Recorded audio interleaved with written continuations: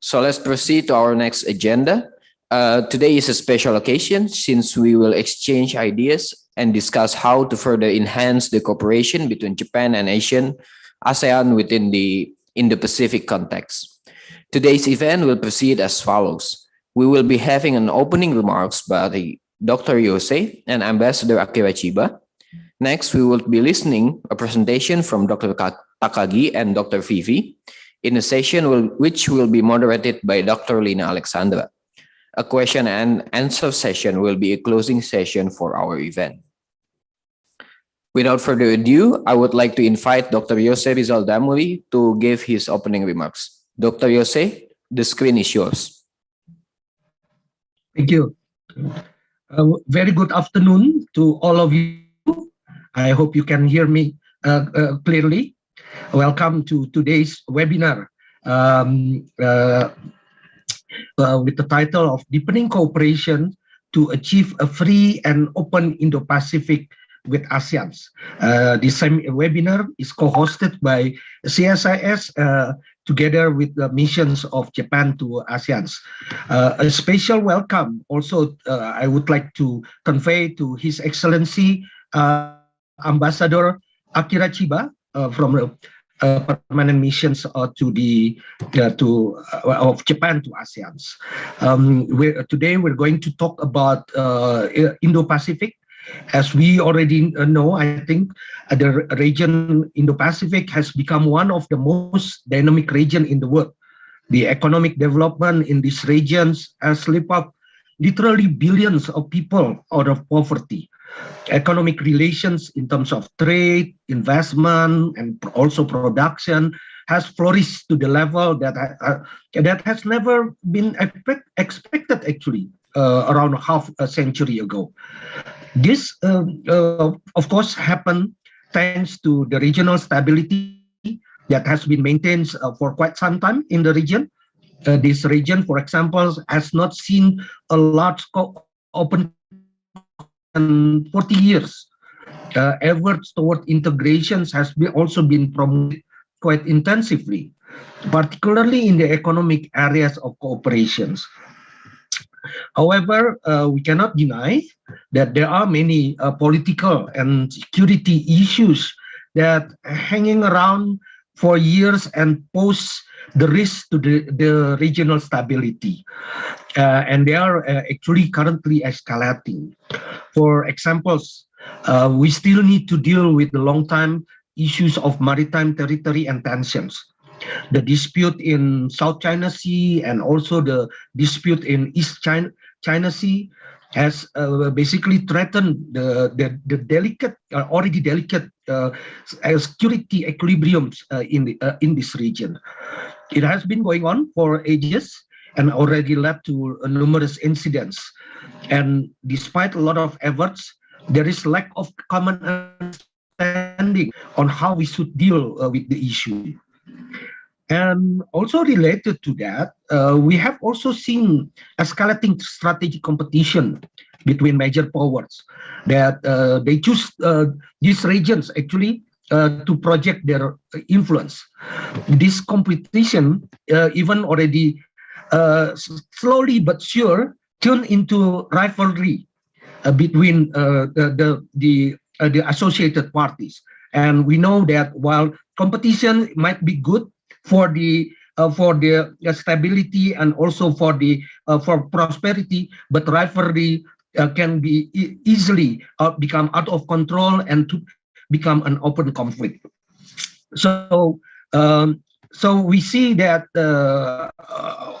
this kind of rivalry, although it is only between China and the United States, this already affected all countries in the Indo-Pacific.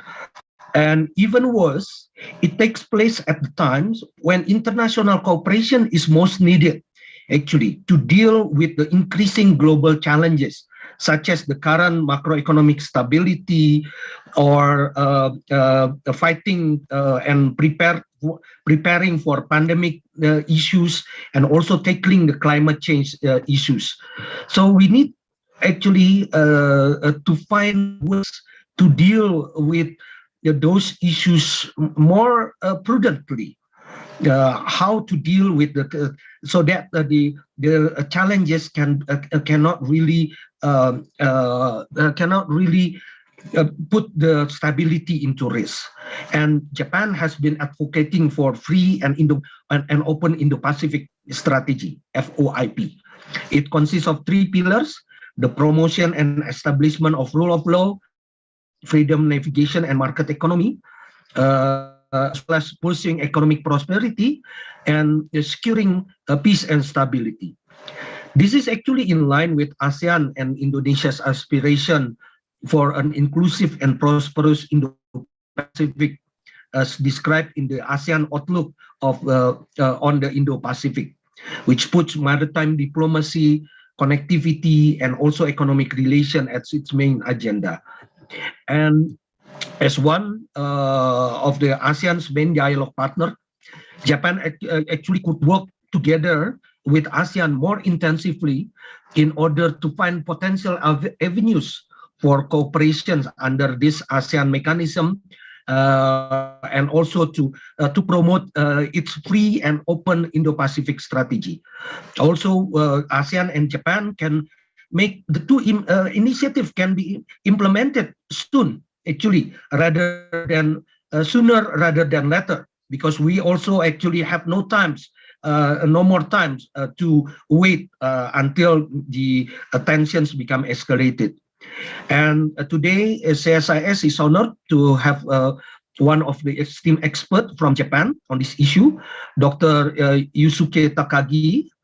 Welcome to this webinar, Dr. Takagi.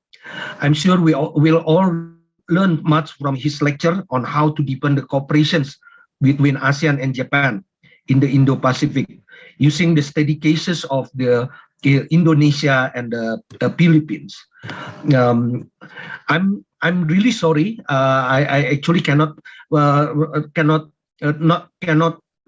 not able to join the lecture and the discussion today due to my other commitments, but I really look forward to learn more from the lecture materials and the summary of the discussions that will be provided after this webinar. Thank you very much again for your participations and for attending this webinar. Thank you. Thank you for your remarks, Dr. Yose. Next, I shall give the screen to His Excellency Ambassador Akira Chiba to give his opening remarks. Mr. Ambassador, the time is yours. Thank you very much for giving me the screen. Excellencies, distinguished guests, ladies and gentlemen, it is my pleasure to welcome all the participants here to our webinar, Deepening Cooperation to Achieve a Free and Open Indo-Pacific with ASEAN. First of all, I would like to take this opportunity to express my sincere appreciation to Dr. Takagi Yusuke and Dr. Shafiah Muhibat for joining us today, despite your busy schedules. Dr. Takagi lectures about the Japan-ASEAN relations in the future from the viewpoint of Indonesia-Philippines relations, which will be followed by discussions. I am looking forward to thought-provoking discussions by the two scholars. I'd also like to thank Dr. Yose Rizal Damuri, who has contributed to the arrangement of this webinar, and his team at CSIS for co-hosting this event. Ladies and gentlemen, the political and security dynamics around the world have been rapidly changing, and ASEAN has become more important than ever in coping with challenges we face. We need to bear in mind the words mentioned by Prime Minister Kishida at the Shangri-La Dialogue a couple of months ago. Ukraine today may be East Asia tomorrow. As one permanent member of the Security Council and a nuclear power arbitrarily invades a neighbor, while another permanent member of the Security Council and another nuclear power openly defends that action, never denying its own intention to deploy its military power across its waters, and never stopping the construction of military facilities in the high seas. Prime Minister Kishida's words reflect his determination to realize a rules-based free and open order in the Indo-Pacific and to stop challenges to the status quo by use of force. This policy was initially promulgated by the late former Prime Minister Abe, whose state funeral is being held at this moment. And this policy derives exactly from the fact that Imperial Japan once tried it and left devastating lessons to itself and to the world. ASEAN is in the very heart of the Indo-Pacific region. Some say ASEAN is caught in great power rivalry, but the fact is ASEAN has already made its choice through the ASEAN Outlook on the Indo-Pacific, AOIP, which manifests its will to engage in the Indo-Pacific region on its own initiative. It is not for ASEAN to choose, it is for partners to choose ASEAN or not. Japan, as a long-standing partner of ASEAN, chose ahead of other countries and will always choose ASEAN. Japan's free and open Indo-Pacific shares fundamental principles with the AOIP, upholding openness, transparency, the rule of law, inclusiveness, as well as ASEAN centrality. Thus, we firmly believe that enhancing cooperation in line with the AOIP is essential to ensure peace, stability, and prosperity in our region. Next year marks the 50th year of ASEAN-Japan friendship and cooperation under the catchphrase, Golden Friendship, Golden Opportunities. You can see the logo behind me. It will be an opportunity to reflect on our past, as well as to embark on the next half-century of our friendship. I hope that this webinar will help you learn about current issues in the region and think about the future of the ASEAN-Japan relationship. Thank you very much.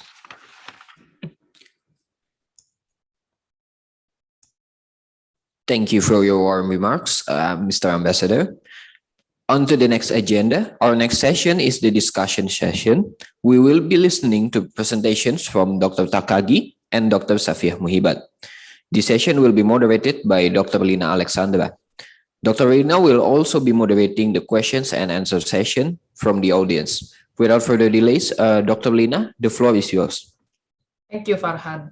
Once again, good afternoon and welcome to the webinar today on deepening cooperation to achieve a free and open Indo-Pacific with ASEAN. I think as mentioned by Dr. Yose and also His Excellency Ambassador Chiba, I think this is very important to discuss about this issue.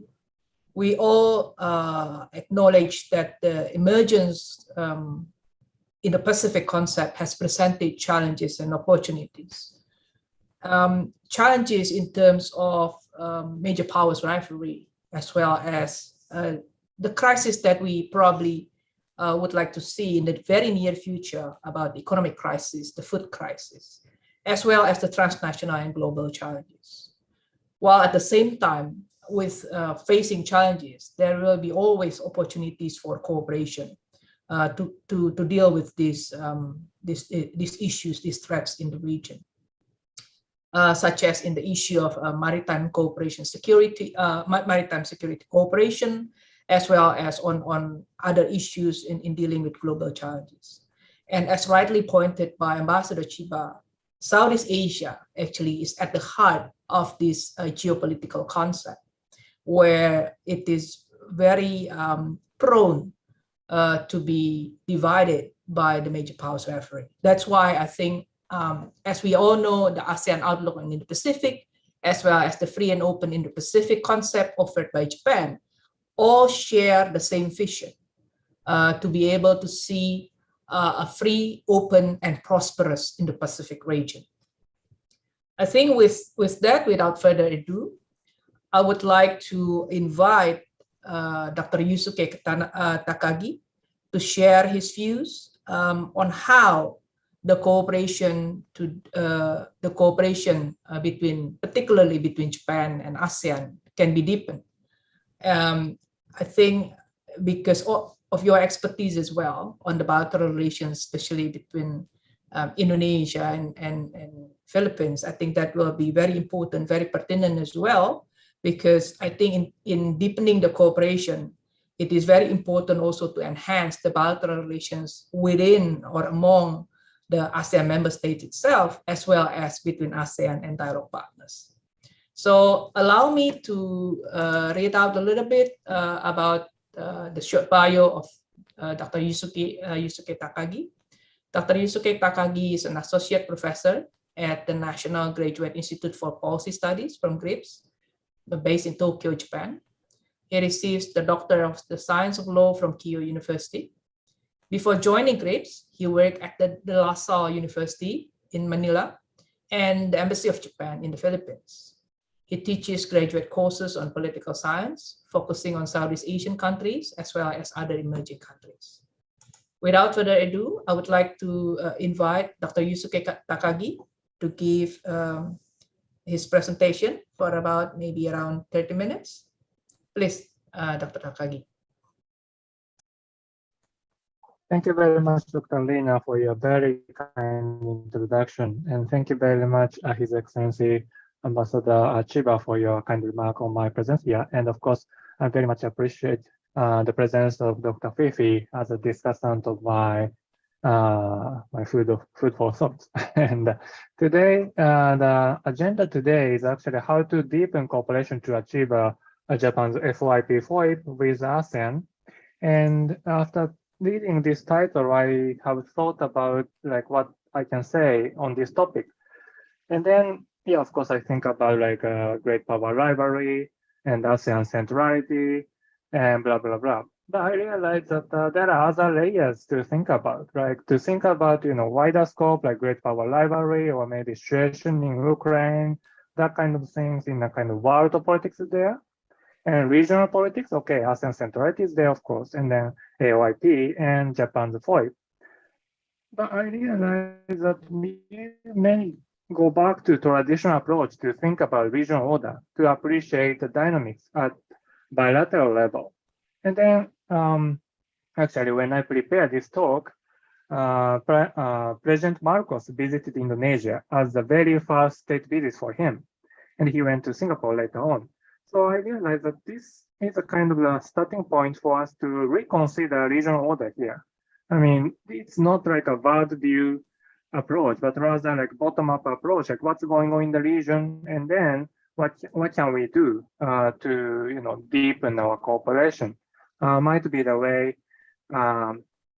I go in this talk. So based on this spirit, I prepare my presentation. So let me share my presentation.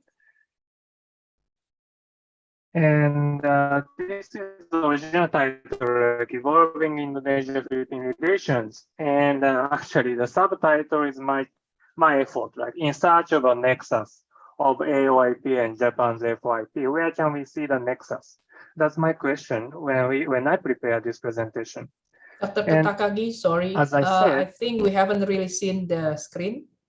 Oh, really? Even now? Not yet. It's still black screen. In my screen, it's like this. Oh, sorry about that. Okay, then while we are waiting, actually it appears here, and then in a test 15 minutes ago, it worked. So maybe you can stop the share screen and then upload it again. Okay, so yeah. Let me try it again. How about this time? Not yet. Not yet? Or should I get out here and then log in again? Do you like it? Or just wait and then I can talk with that slide? Or maybe you can share the screen to my colleague. So, and then we can help to upload it from here. Oh, okay. Okay, good. now it's okay. Now it's okay, Dr. Takagi. Oh, all right. Yeah, okay. Thank you. All right, sorry about this. So this is the title of my presentation, Evolving Indonesia-Philippine Relations in Search of a Nexus of AOIP and Japan's FOIP. And then the trigger of this presentation is like this, like Marcos' state visit to Indonesia, September 5th, and to Singapore in September 7th. And of course, after summit meeting, the leaders provided the press release or communicate. And after reading press release, of course, I try to find like, how do they discuss Indo-Pacific or AOIP? And I realized only one of them mentioned AOIP, it was President Jokowi.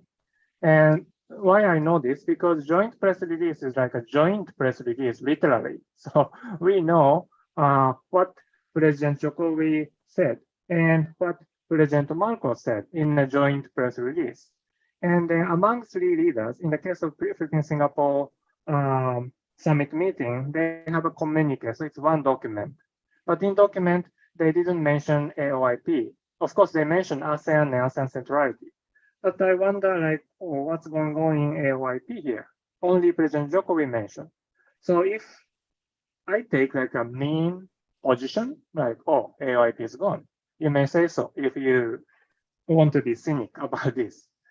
But after studying two-country relations, especially between Philippines and Indonesia, I realized two-country relations developed, resonating very well with the concept of AOIP.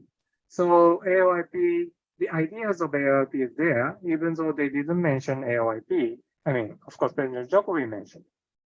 So why do I arrive at this conclusion? That is my my presentation today. So first, let me check two-country relations. And before that, maybe for this audience, I don't need to repeat it too long. So I just be very quick about this. So there are 4 areas of cooperation in AOIP: maritime cooperation, connectivity, SDGs, and economic cooperation. So this is 4 areas of cooperation. And as Dr. Jose mentioned, there are 3 pillars of Japan's FOIP: promotion and establishment of the rule of law, pursuit of economic prosperity, and commitment for peace and stability. In a bit of an academic way, I can paraphrase that there are 3 interests. Like first, it's about the value. Like the rule of law is a value that the Japan's FOIP want to project or promote. And in terms of connectivity or economic prosperity, and of course, interests matter. And for power, capacity building on maritime law enforcement and HADR cooperation are concrete examples of this commitment for peace and stability. And I just highlight key concepts for today's talk: the rule of law, connectivity, maritime law enforcement. And if you remember AOIP, connectivity is there, and maritime law enforcement can be categorized into the first interest of AOIP, like maritime cooperation. So where is the rule of law? That is the remaining question. And then after digging up two-country relation between Indonesia and Philippines, I realized two countries rarely working for the rule of law. How I will explain soon. And but this is another one more slide from Mofa's very informative PowerPoint. And I'm not in a good position to explain this. Of course, Ambassador Chiba can explain much in a better way. So I just say that the Japanese government has already explained that there are overlapping interests between FOIP and AOIP, and there are 49 concrete cooperation projects in 2020. And then in 2021, there are 24 more. So there are several projects. And so, you know, where is the cooperation between FOIP and AOIP? The direct answer can be found in the MOFA's website, and I don't want to repeat it. I'm not a diplomat here, so I just mention it here, and then I go to my topic today, like two-country relation between Indonesia and the Philippines. So Philippine president's first visit. This is a history of the Philippine president's choice after democratization in 1986. President Aquino went to Indonesia. Fidel Ramos went to Malaysia. Joseph Estrada went to Singapore. Gloria Macapagal went to Malaysia. Benigno Aquino went to Vietnam. And then the last two presidents, President Duterte and President Marcos, visited Indonesia, or they chose Indonesia as the very first state visit destination. And what's the result of this state visit? I go deeper about Duterte's visit and Marcos' visit. But before that, I just want to mention Bimpoyaga, because BIMPEAGA was launched in 1994. But 1 year before, President Ramos visited Malaysia to talk about this scheme of BIMPEAGA. And this is a good example of the connectivity, enhancing the connectivity among 4 countries. And many people talk about Mekong these days, and people tend to forget about BIMPEAGA, but the BIMPEAGA is still here. And there are many efforts to make a development plan and working for the implementation of this development plan. And actually, when I talk about two-country relations, this idea of the BIMPEAGA cooperation is always there. So I just mentioned it here. Then just jump to the 2016, when former President Duterte visited Jakarta in 2016. And the most important document they worked together was this joint declaration on cooperation to ensure maritime security in Sulu Sea. And if you remember the situation in 2015 or 2016, it was a time when, in the Sulu Sea, there are many maritime incidents, and mainly caused by terrorist group, probably adversary group from the Sulu Sea. So people were concerned, and if you remember, Coordinate Minister Luhut had said at that time, like, without doing anything, Sulu Sea might be like Somalia in Southeast Asia. So they are very much concerned about security situation there, and then they made this this document. And actually, the summit meeting was a summary of summit meeting was a summary of the previous meeting by practitioners or defense minister level or meeting. Like, first document is joint declaration on immediate measures to address security issues in the maritime areas of common concern among Indonesia, Malaysia, and the Philippines. And then the last document is joint statement trilateral meeting among defense ministers of Indonesia, Malaysia, and the Philippines. And thanks to that, and so this is the kind of fruit of a state visit by President Duterte in 2016. And next year, 2017, now President Jokowi visited the Philippines. And then this is a summary I made from the joint press statements of President Jokowi's visit to the Philippines. And there are 6 points. First point is like appreciation by President Duterte to the support of Indonesia for the peace process in southern Philippines. And second has a lot to do with BIMPEAGA. Like, they signed a joint declaration on the establishment of sea connectivity between Davao, General Santos. These two are major cities in the Mindanao Islands in the Philippines, and the Deepening in Indonesia. And this is a part of the effort to strengthen BIMPEAGA.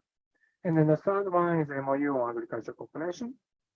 And the fourth one is important for my presentation today, because in 2017, it was a year when the Indonesian parliament ratified the EEZ agreement between the Philippines.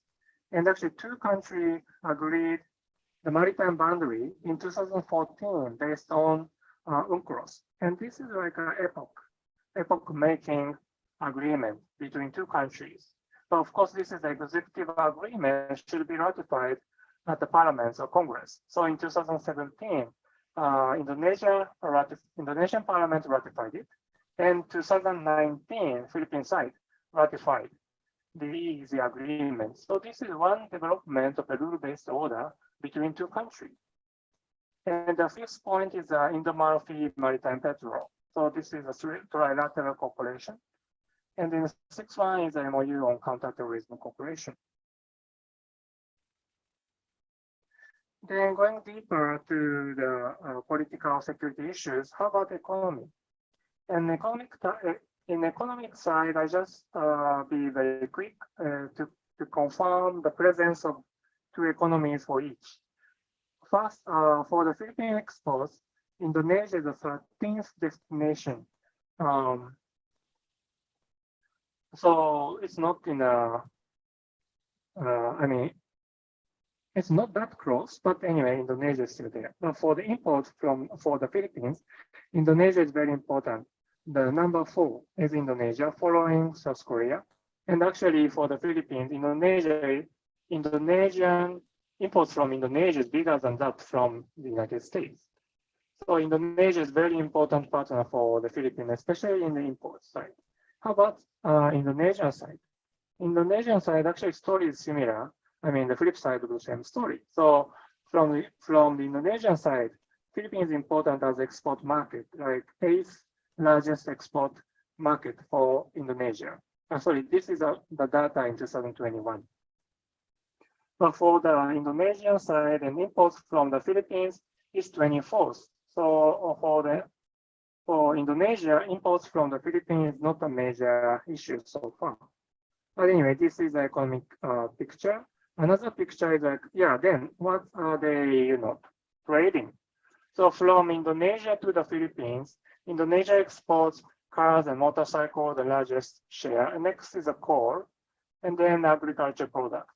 From the Philippine side, machine products and then copper products and some chemical products are the largest products the Philippines exports to Indonesia. But the important thing is that there are huge trade surplus for Indonesia, because from Indonesia to the Philippines, the total amount of exports is already 7.66 billion. Meanwhile, from the Philippines to Indonesia, it's still 903 million. So it's totally imbalanced trade. But anyway, this is a picture of economic relation between two countries. And one more thing that I want to talk about in line with economic relation is the connectivity. And this is the topic of AOIP. So in 2017, the two leaders agreed to open up Bitung Davao route. Here is a map. So Davao is here in Mindanao, and Bitung is here in Indonesia, in Sulawesi Islands. So in 2017, Bitung Davao route was opened, but after 5 months, the operation by a company stopped due to low demand, actually. In 2019, the route was revived by another company with smaller vessel. But still, there are many complaints about this route, because actually the demand is low, therefore the price is high. So it's like a chicken and egg problem is here. Like if you have a big demand, then you can reduce the cost. But the demand is so small, then the price is so high. So it's like a chicken and egg problem is here. So this is one of the issues we should tackle to consider, how to strengthen the connectivity between Indonesia and the Philippines from this sea route. And one of the reasons that the cost is so high is actually security concerns in this region, Sulu and Sulawesi Seas, or Sulawesi Seas. And then two countries, or actually 3 countries, have already developed capacity to maintain the peace in their own territory, like Indonesia organized special force to attack IUU fishing, and then Malaysia established Sabah Commando to maintain the peace in the region, and the Philippines created the Coast Watch South and National Coast Watch South system. So in other words, maritime domain awareness capacity is enhanced. And actually, there are several cooperation mechanisms like Corpat Filindo or maybe Indo-Malfi, and then actual arms can be found in Tawau in Sabah, Tarakan in Kalimantan, and Bongao in Tawi-Tawi. There are maritime command centers to enhance the cooperation among 3 countries. So there are efforts to maintain the peace, but still we have some problems in this region, Sulu and Sulawesi. So these are the challenges here. And then I move to the rule-based order issue. As I explained, in 2014, the 2 countries signed the agreement to set the boundary between 2 countries. In 2017, Indonesian Parliament ratified the agreement. 2019, Philippine Senate ratified the agreement. And this is a picture I got from the Philippine Newslet. And this is a picture in 2014. And you see the former presidents of two countries and the former foreign secretaries. So this effort to maintain rule-based maritime order go beyond like administrative change. So this is a kind of will of the government, a will of the state in a sense. And it's go beyond the political change, like under President Jokowi, Indonesian parliament ratified agreement, under President Duterte, Philippine Senate ratified the agreement.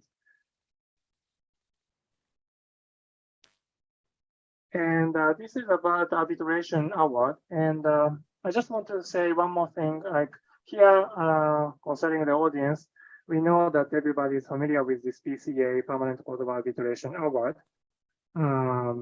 rejecting most of the historical claim by China and favoring for the appeal by the Philippine side. And in 2019, Malaysia sent a note verbal to the United Nations Commission on the Limits of the Continental Shelf. And again, while China sent a note verbal to oppose Malaysian move. So this is like a typical fight. But interesting is after 2020, Philippines joined Malaysian move to support their position. And actually not only Philippines, Vietnam came in. So among three, Malaysia, the Philippines, Vietnam, they are claimants countries. But aside from these three countries, you can see the names of the countries like Indonesia, United States, Australia, UK, France, Germany, Japan, New Zealand.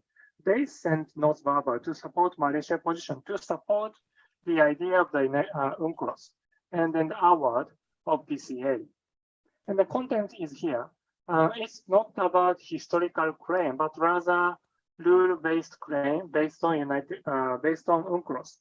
This should be the foundation of problem solving in maritime order. That is appeal by these countries who supported Malaysian position. So arbitration award is it's not only a bilateral issue, but rather it became like a kind of international public goods with which they could discuss the issue in maritime over maritime order. So this is a result of the quest for the rule-based maritime order, one of the results. But actually, aside from PCA, we should remember, we should not underestimate efforts of the two countries of Indonesia and the Philippines.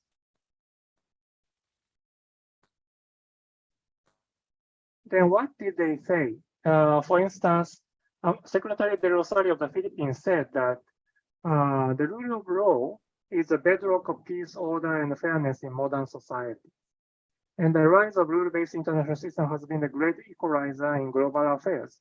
So regardless of the size of the power, international law or rule-based international system should be the foundation if you want to have equal egalitarian international community. And in the Indonesian side, I found a very interesting article written by Ambassador Arif. He said, I quote, "Firstly, whether you like it or not, the current prevailing law to settle maritime boundaries is UNCLOS. The first Indonesia-Philippine maritime boundary signifies the emergence of a state practice whereby, in a maritime boundary dispute, a unilateral proclamation of maps will eventually be aligned with prevailing international law." So you can see the quest for the rule-based international order by two countries. And here you can see the quite interesting representation of their efforts to achieve rule-based order. Then let me revisit the first state visit by President Marcos to Indonesia. And then after the summit meeting, they announced the press release. And there are 5 points. And here you can see, first point is that the revitalization of between Davao Ro-Ro ship. Ro-Ro ship means roll-on, roll-off ship, ship route, and Manado Davao flight route. So you can see the clear interest in connectivity of two leaders here. And second point, I didn't have time to discuss a lot here, but actually this is an effort mainly by Indonesian side to promote their products in the Philippines. And then Philippine side actually won several very important items. Actually, big tickets here is like this landing platform docks made by PT PAL for Philippine Navy. So this is a quite big ticket items. And then the third point is, again, this is the rule of law thing. They agree that they will strengthen the cooperation at the border areas. Why could they strengthen the cooperation at the border areas? Partly because they settled the issue based on international law. And now they are working for delimitation of continental shelf. Their maritime boundary, they agree, is over EEZ, and now they are talking about continental shelf. And then fourth point is defense and security cooperation. And then they mentioned trilateral cooperative arrangements, which actually President Jokowi and President Duterte agreed. And actually initial discussion happened under President Aquino. So from Philippine side, there are 3 presidents, but they are following the agreement between Indonesia. Political change didn't matter here, and they just strengthen cooperation between Indonesia and Malaysia to achieve maritime security. And this is a quote by President Jokowi, and then President Jokowi, of course, mentioned they should strengthen ASEAN and the implementation of ASEAN outlook on the Indo-Pacific. So this is the brief sketch of 2-country relations. And then conclusion here is that Indonesia-Philippine relation reflects the shared value and interest in rule-based order, maritime security, and connectivity. And Indonesia and the Philippines have developed their bilateral relations well resonated with the goals of AARP. And even Japan's FOIP. If you remember Japan's FOIP 3 pillars, rule-based order, connectivity, and maritime security. And as I have discussed, 2-country relations evolved based on their interests on these 3 areas. And second point of my conclusion, bilateral cooperation, multi or unilateral cooperation are not always a trade-off, especially among middle powers in the region. So if you go deeper in bilateral relations, you may see the strong relationship between AOIP or even Japan's FOIP. So lastly, to deepen our understanding of the regional order in the Indo-Pacific, we should take dynamic bilateral relations in the region into full account. So my suggestion, humble suggestion, is that, of course, we should discuss great power rivalry to understand Indo-Pacific regional order. But today's my suggestion is that we can go in a different direction. Like we can take like a bottom-up approach to think about regional order. And then here you can think about 3 dimensions of international relation too, like a value side, economic interest, or power relation can be found. And what do they actually think and then doing are the things that we should understand first. And then we can deepen our cooperation. So this is my conclusion. Thank you very much for your time. Thank you very much, Dr. Takagi. I think we give a very round of applause to him for his very excellent presentation, very interesting approach, I think, because as Dr. Takagi rightly pointed out, that most of the time when we talk about Indo-Pacific concept, we just jump in directly into the great powers or major powers rivalry. While here, Dr. Takagi proposes actually to go deeper, to look at from the bottom-up approach, particularly on how the bilateral relations between ASEAN member states can be enhanced. And in his presentation, in your presentation, Dr. Takagi mentioned about the evolution, how Indonesia-Philippines relations evolving from time to time up until now. And there's certainly the relations between the two actually correlates very much on how the concept of Indo-Pacific, particularly of ASEAN itself, the ASEAN outlook in the Pacific can be materialized, as well as even the concept that is being offered by Japan itself, the free and open in the Pacific, can also be supported as well. And you mentioned also about BMP IAGA, which is kind of a platform where selected countries, member states, ASEAN countries can actually cooperate together. And in this case, I think it's very important. While among ASEAN member states itself, they can cooperate, they can increase their cooperation better. Then the dialogue partners can join and give further support, such as in the example of supporting the UNCLOS itself, the process with the UN Commission on the Limits of the Continental Shelf, for example. So I think this is very, very, very important insight for us. And of course, without further ado, I would like to invite Dr. Shafiah Muhibat to, as a discussant today, to share her view as well about this particular proposal from Dr. Takagi. I think it's a kind of a novel approach, which I think is very, very relevant for us today, because we all know the relations among the ASEAN member states. Sometimes there are hiccups, there are problems as well. So with that, I would like to invite Dr. Muhibat to share your view, maybe around 15 minutes. Thank you. Thank you so much, Lina, and a very good afternoon to those of you joining us in our discussion today. I would like to also convey my appreciation to His Excellency Ambassador Akira Chiba for your interest to cooperate with CSIS to co-host this discussion today. And of course, my appreciation to Dr. Takagi as well. Thank you so much for your presentation just now. And I think it touched upon some issues that I think are very relevant to the ongoing dynamics in the region at the moment. I think, to go back a little bit regarding, because we discussed about Indo-Pacific, we discussed about the ASEAN outlook on Indo-Pacific, and also about Japan's FOIP. And I think, the idea for ASEAN at the time to have an ASEAN outlook was that so that ASEAN has a collective view on the dynamics in the region. And I think most importantly is to respond to the various Indo-Pacific strategies, ideas, strategies that have been introduced by other countries as well.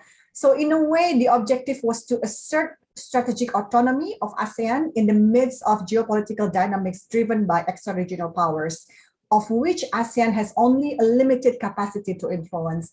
So the idea behind it is exactly what was part of Dr. Kagagi's conclusion, was that for ASEAN, at least for us looking from the perspective of small middle power countries, is that, when we define Indo-Pacific, it should not be defined by the understanding of major powers only, but us in ASEAN, in Southeast Asia, we also would like to also assert our strategic autonomy in the midst of the dynamics in the region, which is currently still driven by extra-regional powers. But in a way, the ASEAN outlook was supposed to also bring the ideas and strategies of Southeast Asian countries into the future. Now, basically, the idea also with AOIP is that, of course, ASEAN realizing our limited capacity vis-a-vis the other major powers, was that the idea of AOIP is that ASEAN should work together with dialogue partners. And I think this needs to be underlined. And this, of course, includes Japan.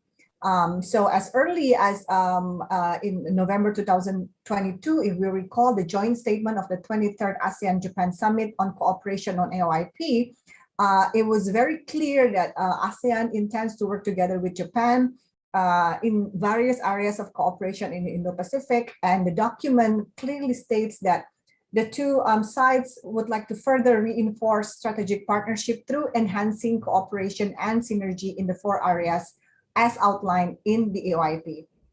And I think, since then, despite the various problems brought about by pandemic, both ASEAN and Japan continue to strengthen their functional cooperation, which has existed since many years ago. And I think next year we will celebrate anniversary of ASEAN-Japan relations. So I think that's a very important juncture as well. So in the past 2-3 years, since the AOIP, since the pandemic, some areas of cooperation between Japan and ASEAN has included on vaccine procurement, in the economy, of course, we know about RCEP, and then in the military area, Japan conducted the Indo-Pacific deployment in 2021, sorry.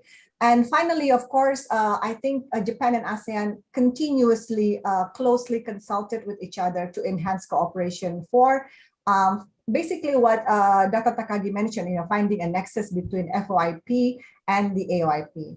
Now, but that's the ideal picture. But again, there are challenges that I think we also have to take into account.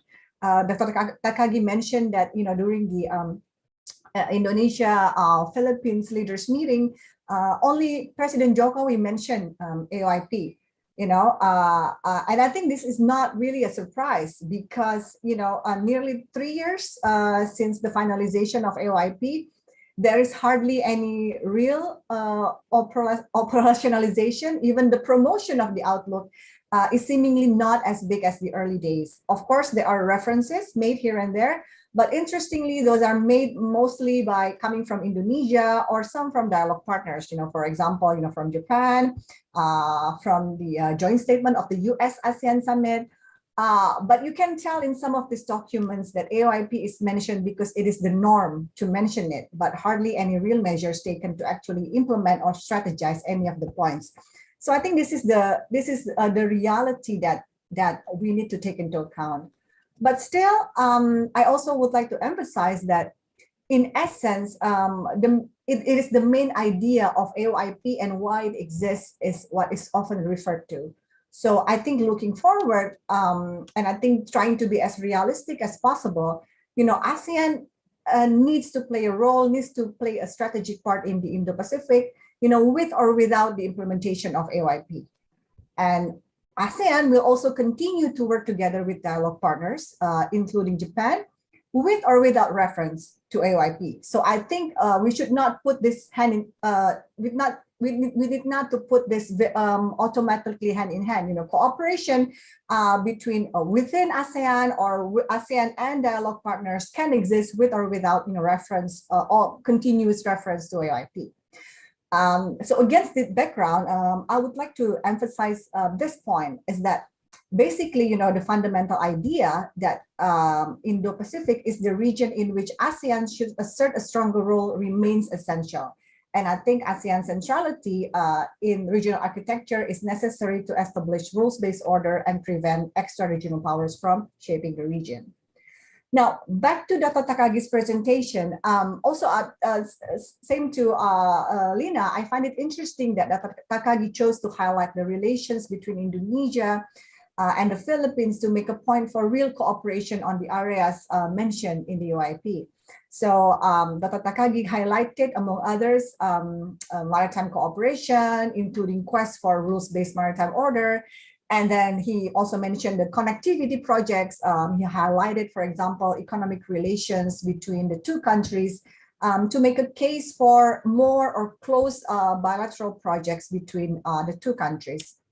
Now you can see from the list of the bilateral cooperation presented by Dr. Takagi, he gave us some very interesting statistics as well, that these projects or areas of cooperation date back to many years ago, some even before AOIP.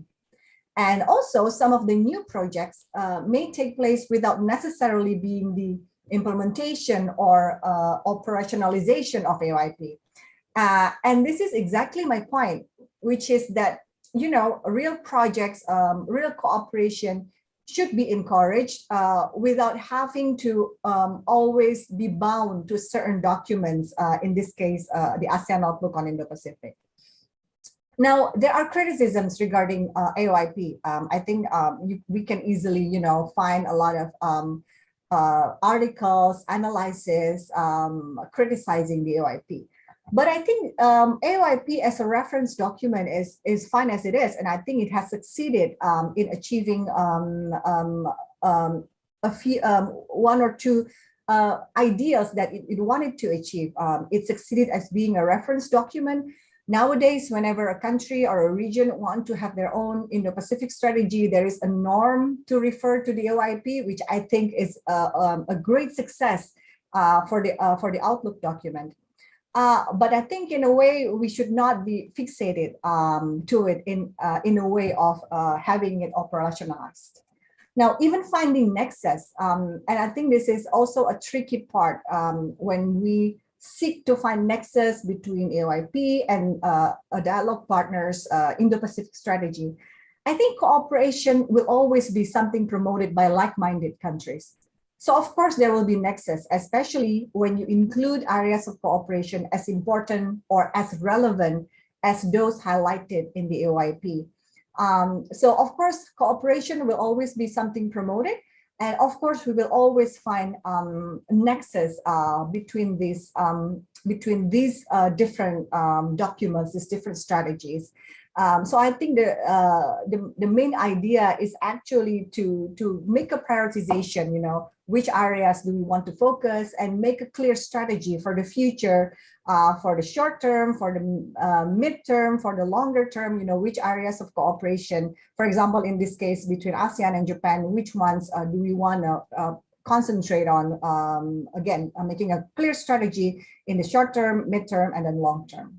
So, and I think, lastly, back to Dr. Takagi's conclusion, not to focus on major power. I think this is an excellent statement, and I think something that is really deeply rooted in the ASEAN outlook on Indo-Pacific itself is that countries other than major powers would like to play a role in the Indo-Pacific. And I think this should always be the character of what Indo-Pacific should be about. ASEAN decided to have an outlook on Indo-Pacific exactly because we were concerned that Indo-Pacific was dominated by narratives of competition. What we wish for Indo-Pacific to actually be an area or a region of cooperation. So focusing on major power, of course, will illustrate Indo-Pacific to be an area of competition, while focusing on other countries like what we want in Southeast Asia will shift the focus from competition to a more cooperation. So I think, in all aspects, in all analysis of Indo-Pacific, this is definitely something that we need to always highlight, that we need to always underline, that the interest of countries other than the major powers should always be prioritized in the Indo-Pacific. So I'll stop here. Lina, Chair, thank you so much for the opportunity. Thank you very much, Dr. Muhibat, for your very excellent discussing points to add to the points that Dr. Takagi already shared with us this afternoon. And I just note like 4 points that I think very pertinent for us today. Of course, all the points that you mentioned are very, very important, but just to highlight a few points. The first, of course, with AOIP, I think there has been, a vision and an intention to underline that ASEAN wants to see some strategic autonomy while necessarily engaging and cooperating with dialogue partners of ASEAN. And the fact that AOIP itself, despite it is already existed since 2019, the ownership to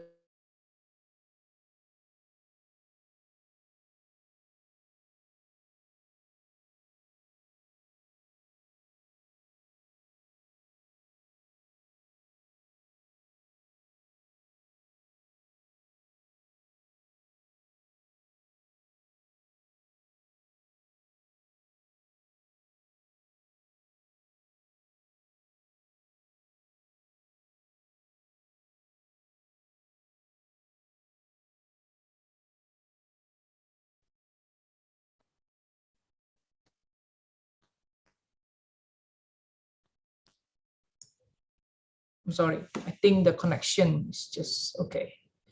All right. So, but then the existing cooperation should not be bound by the concept of AOIP itself. And last but not least, of course, I think the last statement that you mentioned, it is very, very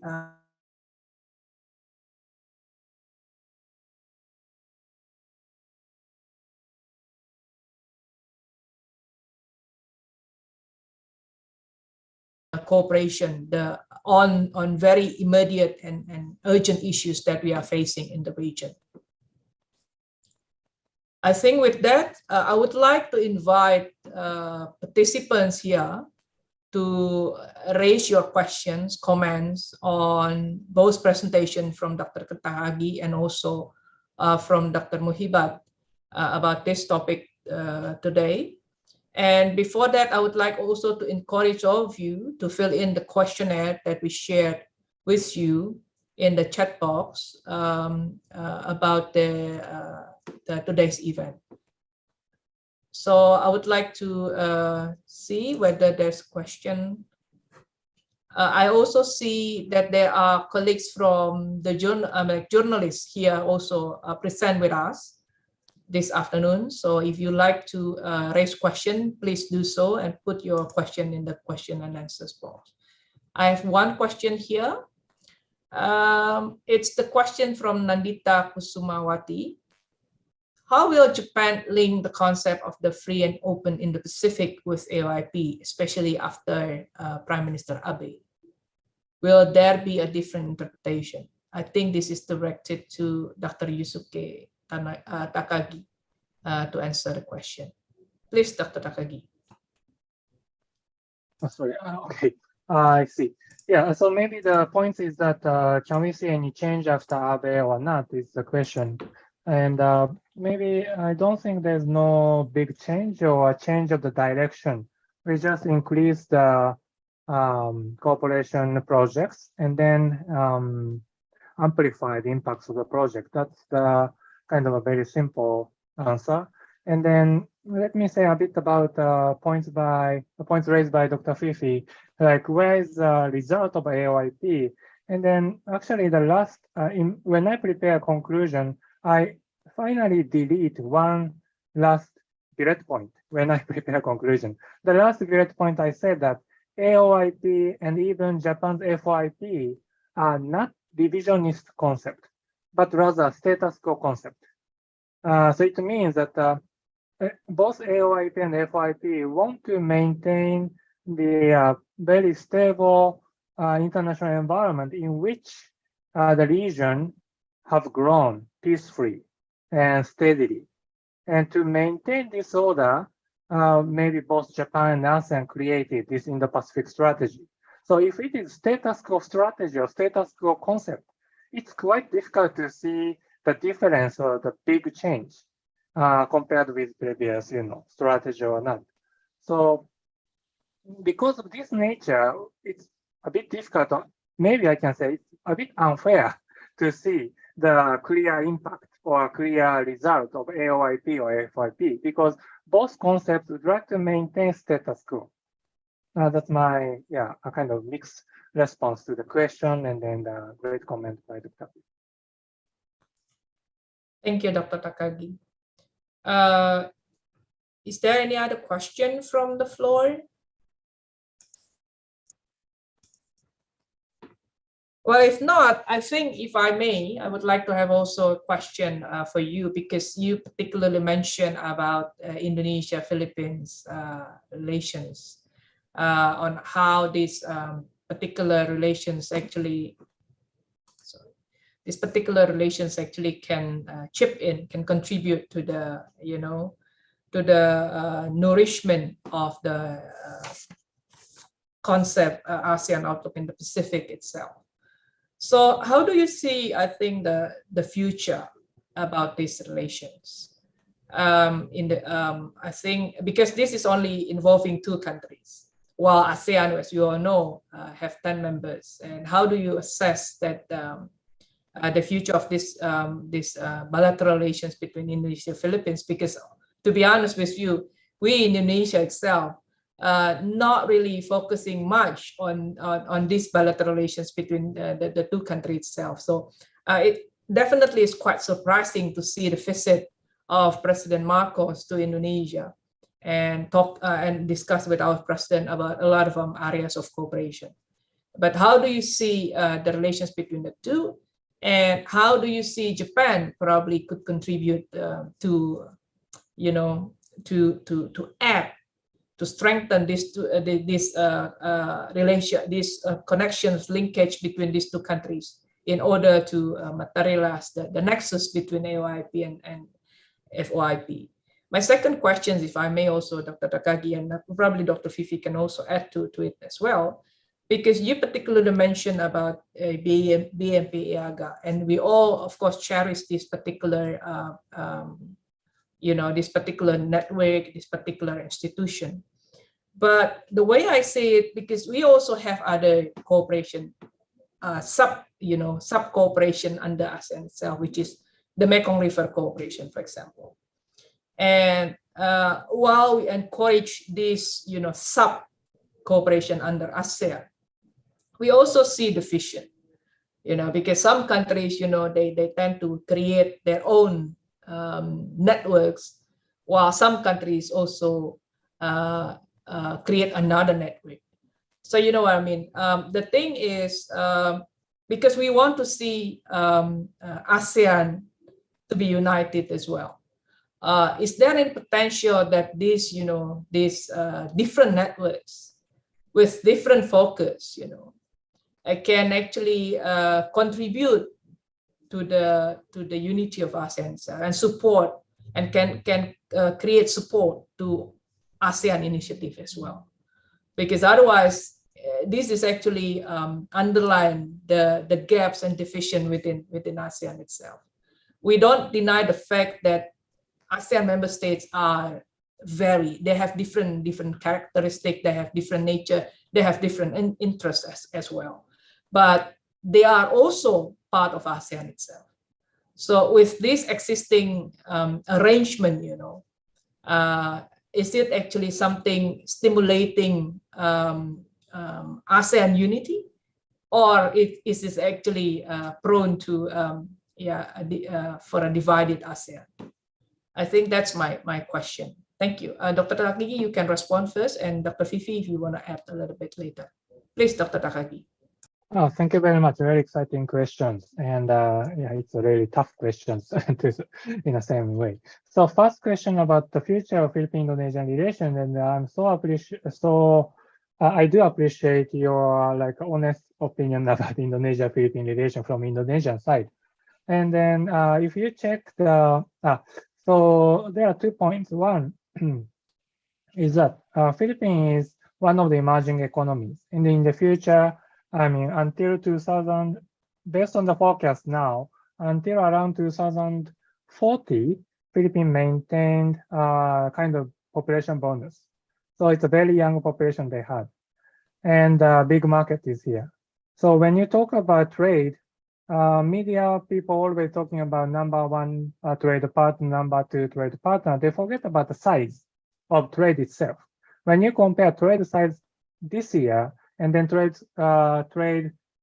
size like 20 years ago, you see the big difference. And so it's not only about number one trade partner or number two trade partner, but how big it is. Like we have to think of the sheer size of trade. And when you think about sheer size of trade, Philippines is still a big, one of the important trade partners. If you think about, for example, export, it's not only the importer of the coal, rather the Philippines importing the automobiles, and then the growing middle class will buy more cars from Indonesia. So again, the Philippines are one of the growing market for Indonesia, and in the same way, growing markets in the region. So at the end, Indonesia, Philippines, and Vietnam are the three big, in terms of population-wide, three big countries, and then all economies are growing.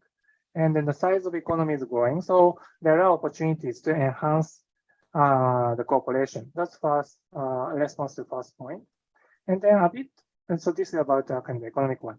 Another political security one, the lesson I could learn from these two countries between Philippines and Indonesia is like how to achieve rules-based order, like because maritime boundary disputes are there. in Sulawesi or Celebes Sea.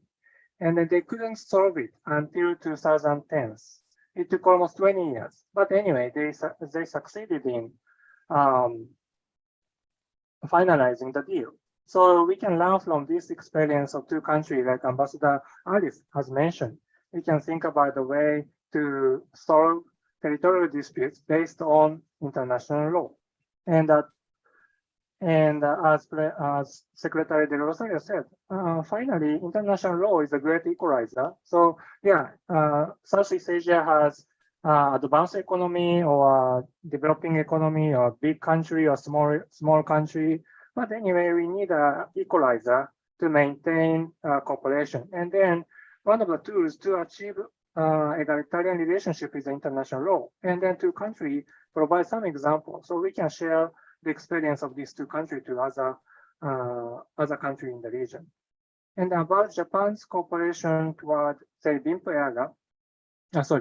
Indonesia and the Philippines. Yeah, Japan has a very strong bilateral relation with both countries respectively, Japan, Philippines, Japan, Indonesia. It's very deep. And now we can think about the way to make it like multilateral or minilateral. And one way is to work for BIMPAYAGA, like Japan BIMPAYAGA cooperation can be enhanced more, not one. And another thing is that we should change, but if you say, and then I do understand the concern by Dr. Lina, like if you highlight sub-regional cooperation, what will happen to ASEAN itself? Like you have maybe Mekong, you have BIMPAYAGA, but where is ASEAN? That may be a question, but there's no reason to, destroy ASEAN if we focus on Mekong and BIMPAYAGA. It's like a win-win game. You have closely connected BIMPAYAGA in maritime Asia, and in continental Southeast Asia, you have closely linked Mekong. And then based on these two sub-regions, you have ASEAN. So it's like the way to make ASEAN more fruitful, or maybe to provide a muscle, we need some contents. And the BIMPAYAGA and the Mekong might be the contents or the muscle for ASEAN. That's my take. Thank you very much. Thank you very much, Dr. Takagi. Dr. Fifi, you want to add something? Sure. I'll make a brief comment on your question regarding the BIMP-IAGA. Right. This is, I don't want to sound too theoretical, but this is an exact example of the discourse regarding minilaterals, basically, right? So there is discourse about minilateral versus existing multilateral architecture. Thus, questions like yours, does cooperation like BIMP-IAGA contribute anything, or is it actually vice versa towards, ASEAN unity or ASEAN centrality? But I think there is also a differentiation in the narratives, at least, between minilateral in sectors of economy and development and minilaterals in security and defense areas. Completely different narratives that we find different reception by countries. So for example, countries tend to be more suspicious towards minilateral and security and defense because they are usually seen as built to be against something or against some country, or to be exclusive in containing a certain country. You see the reaction towards AUKUS, Quad, countries tend to be more suspicious. But BIMP-IAGA, when minilateral on economy, cooperation and development issues is seen more as to be created as a platform for working together to achieve common objectives. During the pandemic, there are various types of cooperation between a small number of countries to respond to pandemic, on vaccine and so on. And it's actually seen as a positive thing, to contribute to other existing multilateral architecture. So I think in a way, I tend to see cooperation like the BIMP as something that's more complementary to the existing ASEAN platforms or ASEAN regional architecture, that it actually contributes to the development of countries existing within the cooperation. Thank you, Dr. Fifi. Now we have 3 questions. The first question is, well, we are back to the major powers, very briefly, and also, the question is, in relation with the Quad, how does that could realize Japan's, how does Japan could realize Japan's free and open Indo-Pacific? Or else, would it contribute to instability in the region? Second question from Damar, is there any expectations that Japan hopes for Indonesia to achieve during its next chairmanship of ASEAN? Or any specific agenda that Japan wish Indonesia to highlight more in ASEAN? That's the 2 questions. One more question is from Muhammad Karisma. For ASEAN dialogue partners, the appearance of the AOIP at the minimum has been to signify ASEAN's priority areas, so that Japan can know at least where ASEAN priorities lie. So it has been useful at some point, but noting cases like the difference between Marcos and Widodo's mention of the AOIP, as you mentioned, Dr. Takagi, do you see that imbalance between ASEAN leaders' appetite for AOIP?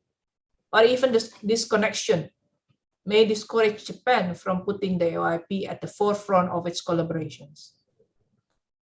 So that's the question, I think. So please, Dr. Takagi, and then Dr. Fifi, if you want to add later. Yeah, thank you very much. For the first question, like Quad and then the FOIP, I think if we go back to the idea of the FOIP, free and open, Quad is very interesting to see because some say like Quad is a very much security-driven dialogue, but you don't forget about the existence of India, which will never follow like a security-driven, framework to contain a particular country. And then for one of the big purpose of Quad is to invite India to think about the region. And then India was out of the scope for many years, but now India should be a part of the region. And this is a kind of the beginning of the concept of Indo-Pacific. Of course, Indo-Pacific may have other South Asian countries. And for Japan's case, Japanese FOIP, sometimes people talk about even East Coast of Africa. So it's a very big concept. But actually, one of the agenda, the kind of the elephant in the room was India.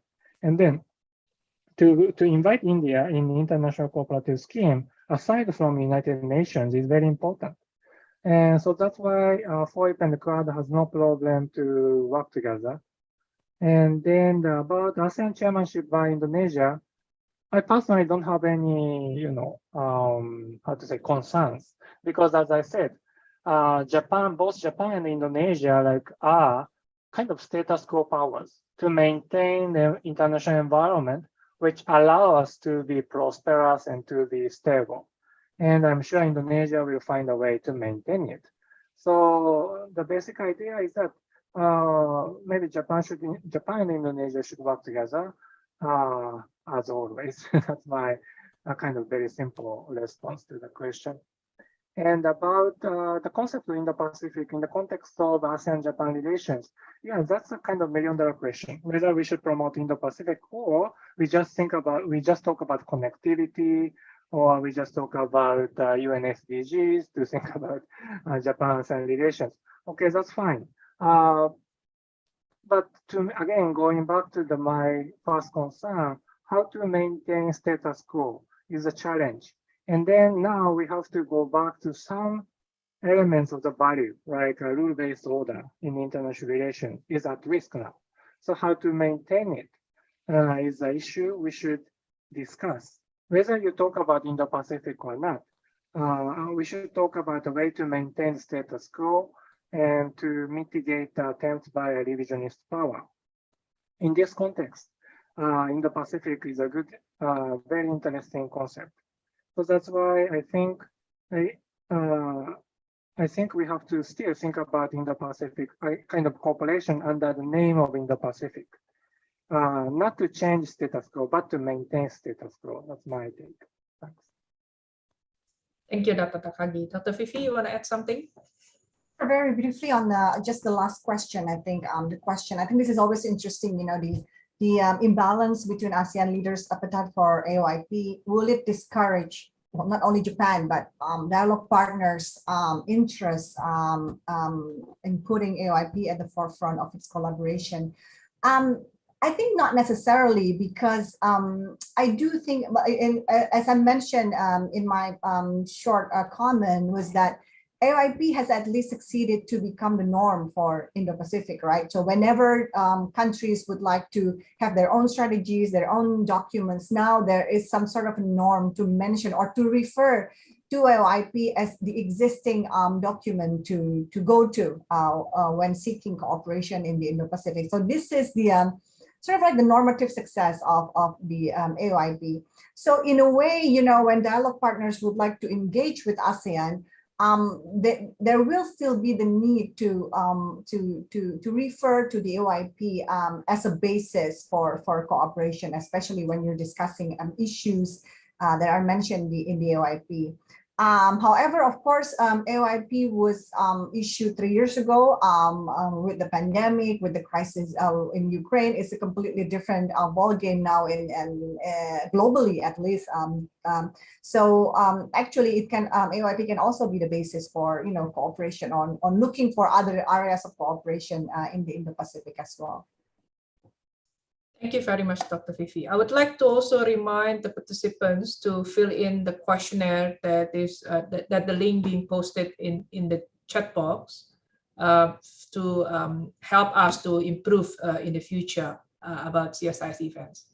I would like to invite His Excellency Ambassador Akira Chiba, if you would like to share some comments and maybe questions. Please, Ambassador Chiba. Yes, thank you. Thank you very much for giving me the screen again. It was a very good, excellent presentation from both scholars, and very good and timely questions as well. I think the two scholars have responded quite wisely to the questions, but I would like to resonate what Dr. Fifi just said about the Filipino and Indonesian leaders not mentioning AOIP. Would that affect the policy of other dialogue partners? And I do not think so at all, because this is a bilateral context. So if you expect all ASEAN leaders in bilateral contexts to mention AOIP, there will be 90 patterns out of it. I don't think that is very realistic. We all know that as a collective, ASEAN is living by AOIP, and I believe that is more than enough for dialogue partners to support AOIP and extend our assistance according to it. Thank you. Thank you very much, Ambassador Chiba. I think that's very rightly pointed out that the ownership of AOIP should not just specifically mentioned in the bilateral relations, but I think definitely in the relations between ASEAN and dialogue partners, that should be something that is in it. So I think, because I don't see any more questions in the YouTube as well as in the Q&A box here, I think we come to the end of the webinar today. We, on behalf of CSIS and also the mission of Japan to ASEAN, we really thank Dr. Yusuke Takagi for your excellent presentation today with us. And also Dr. Shafiah Muhibat for your discussing point as well, which is very, very important to enrich the discussion today. And I also thank, on behalf of CSIS and Mission of Japan to ASEAN, also thank all the participants that joined us this afternoon, and really look forward for your participation in other CSIS event in the future. Thank you very much. Thank you very much, Dr. Lina, Dr. Takagi, and Dr. Fifi. Thank you very much. Ladies and gentlemen, we have arrived at the conclusion of our webinar today. We hope that what we discussed today could promote the Indo-Pacific as an arena of cooperation instead of competition. Before you leave the virtual meeting room, please kindly fill in the survey on today's event. The link has been sent by our colleagues, Rocky, on the chat box. You can type it out on your browser. It's tinyurl.com/Indo-Pacific ASEAN survey. You can look at it in the chat box, both in the YouTube and in the Zoom meeting room. Once again, thank you for your participation in this webinar, and see you on our next event.